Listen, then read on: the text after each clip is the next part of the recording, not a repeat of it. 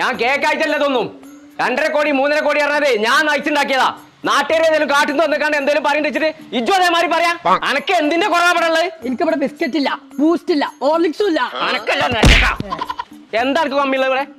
എനിക്കൊരു സ്വർണത്തിന്റെ വള വാങ്ങിത്തരാന്ന് പറഞ്ഞിട്ട് നിങ്ങൾ എത്ര കാലായിക്കണേ. കൊമ്പങ്കാട്ടേര് ഒരു കാര്യത്തിലും നോ പറഞ്ഞ ചരിത്രല്ല. ഇപ്പച്ചി യെസ് പറഞ്ഞു. എനിക്ക് 2 എസ് കിട്ടി.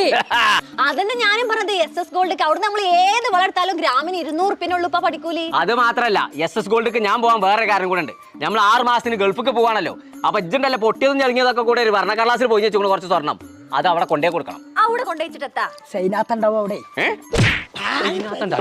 6 മാസം കഴിഞ്ഞിട്ട് വരുമ്പോഴേ പണിക്കൂലി ഇല്ലാതെ പുതിയ സ്വർണ്ണം കിട്ടും. കോയിനേറ്റാ കളി. അപ്പൊ മോൾട്ടിന്റെ തല്ലിനൊരു തീരുമാനമില്ല. ഓളെന്താ എന്നെ കാട്ടിയായി? ഓളമുള്ള 2 കച്ചോണ്ടിന്റെ ഇവിടെ തച്ചു. പറയേ ഒരു ഓവറും കൂടെ ഉള്ളൂ.